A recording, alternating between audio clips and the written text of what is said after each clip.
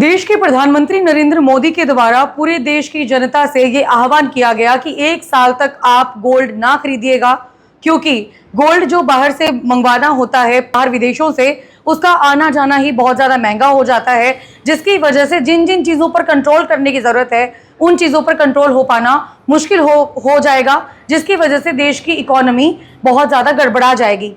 जिसके बाद अब नॉर्थ इंडिया के गोल्ड सुक द ज्वेलरी मॉल में आपको लेकर आई हूं, जहां पर एक मुहिम चलाई गई है।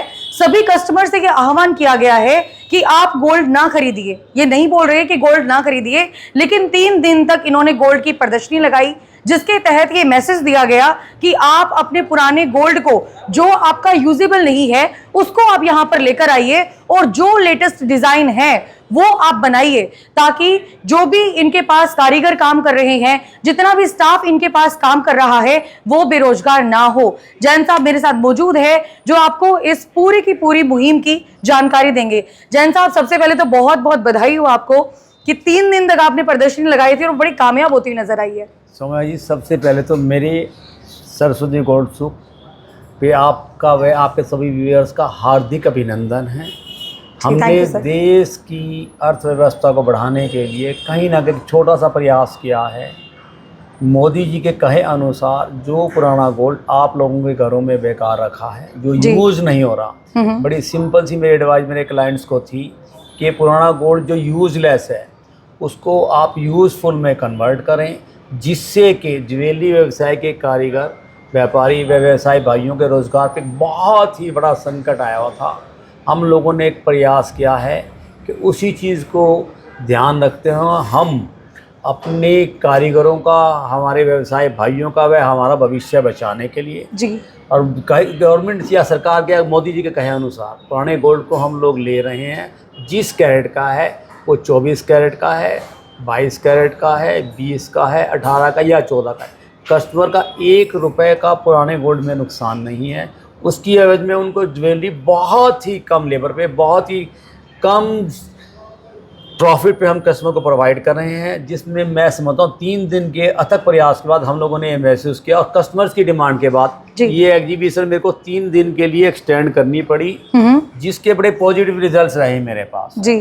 जो कुछ मेरे क्लाइंट जो हरियाणा से बाहर से हैं, उनका यही कहा, उन्होंने मेरे से रिक्वेस्ट किया, उनका एक व्यू आया कि सर हम लोग बाहर से आ रहे हैं, जून की छुट्टियां हो रही हैं, हम लोगों ने अपना पुराना गोल्ड या कुछ फंड्स इकट्ठा किया जिसको हम गोल्ड में यूटिलाइज करना चाहते हैं। राइट। उन्होंने जहां मेरी वीडियोस और मेरे डिज़ाइंस देखे तो वो लोग बहुत इंटरेस्टेड थे। तो बच्चों ने, शिवम जैन, आदिश जैन भाई ने यही मन बनाया कि इसको हम 3 दिन के लिए एक्सटेंड करते हैं। जो हमारे रिजल्ट्स रहे हैं, किसी हद तक मैं उसमें बहुत ही कंफर्टेबल और बहुत ही उत्साह महसूस कर रहा हूँ।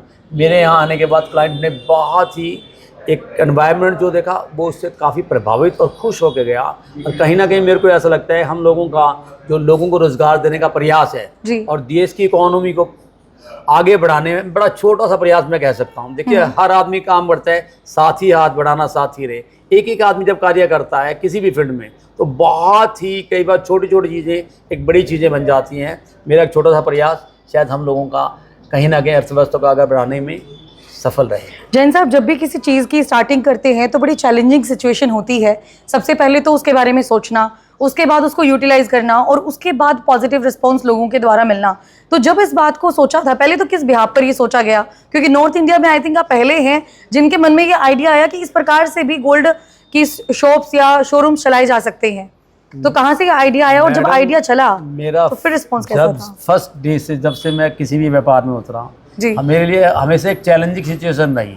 तो चैलेंजिंग सिचुएशन के देखते हुए हम लोग चैलेंज को एक्सेप्ट करते हैं। व्यापारी वर्ग एक ऐसा है, कैसा भी दौर आया, चाहे वो कोरोना काल आया, मंदी का दौर आया, व्यापारी हर रिस्क को लेने में तैयार रहता है। बिल्कुल। मेरे साथ साथ मैं मेरे कारीगरों का, व्यवसाय भाइयों का, स्टाफ का, सब कुछ भविष्य देखते हुए इस चैलेंज को हमने एक्सेप्ट किया। मेन पर्पज रहता है बच्चों का। शिवम भाई का जो विजन है, एक अलग सा विजन है, वो बहुत ही इंटेलिजेंट बच्चा है, जिसकी बदौलत, या आदिश भाई, उनका अपना विचार, इसकी बदौलत हम लोग यहाँ खड़े हैं। किसी भी व्यापार या व्यवसाय में बढ़ाने बच्चों का बहुत बड़ा योग रहता है। शायद मैं बहुत खुश नसीब हूँ कि शिवम और आदिश मेरा साथ दे रहे हैं। कहीं ना कहीं चैलेंज एक्सेप्ट करने में उन बच्चों का बहुत बड़ा योगदान। मतलब कह सकते हैं कि एक पुरानी सोच के साथ जब एक नई सोच मिलती है तो एक ऐसा रिजल्ट आता है जैसा आज आपको देखने को मिला है। जैन साहब, एक सवाल और आपसे करना चाहूंगी, जैसे जब प्रधानमंत्री नरेंद्र मोदी जी ने ये आह्वान कर दिया था कि गोल्ड अब से कोई मत खरीदना, उस समय आपके क्या रिएक्शन थे?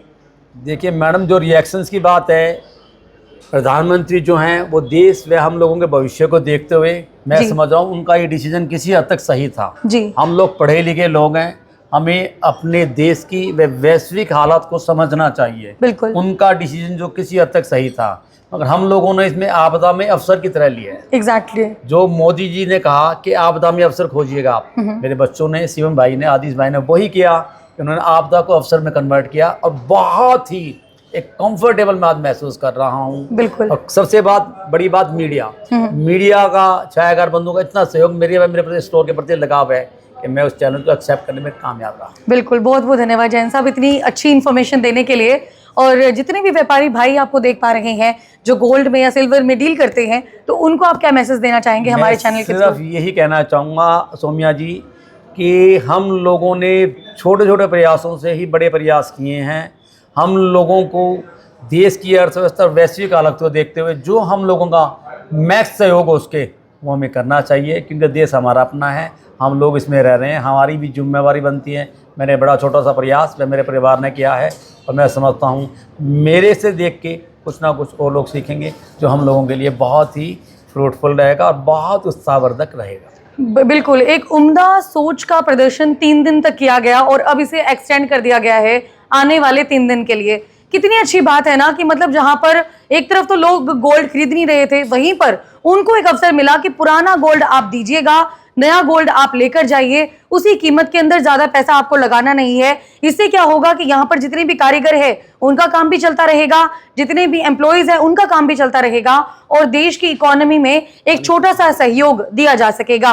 बाकी मैं तो कहती हूँ कि सर से सीख लेनी चाहिए इस प्रकार के काम जो इन्होंने किए हैं। और मुझे लगता है कि हिसार में जो ये मशाल एक तरीके से जली है, इसकी जो उज्जवल है यानी कि इसकी जो रोशनी है वो पूरे के पूरे नॉर्थ इंडिया में फैलेगी भी सही। और जितने भी व्यापारी भाई हैं जो गोल्ड का बिजनेस करते हैं वो सीख लेकर आगे इस प्रकार की क्रांति लाने का काम भी करेंगे गोल्ड की मार्केट में। ये खबर आपको कैसी लगी ये आप जरूर बताइएगा। बने रहे हरियाणा लेटेस्ट अपडेट के साथ। और जैसे सर ने कहा कि आपदा में भी अवसर देखना चाहिए, इसका मतलब कि उम्मीद को कभी भी मारना नहीं चाहिए। आपदा आती रहेंगी लेकिन अवसर तलाश करना है, किस तरीके से तलाश करना है वो आपकी सोच पर डिपेंड करता है। बने रहे हरियाणा लेटेस्ट अपडेट के साथ। मैं सौम्या माथुर आप सभी दर्शकों से लेती हूँ इजाजत। नमस्कार सर, थैंक यू।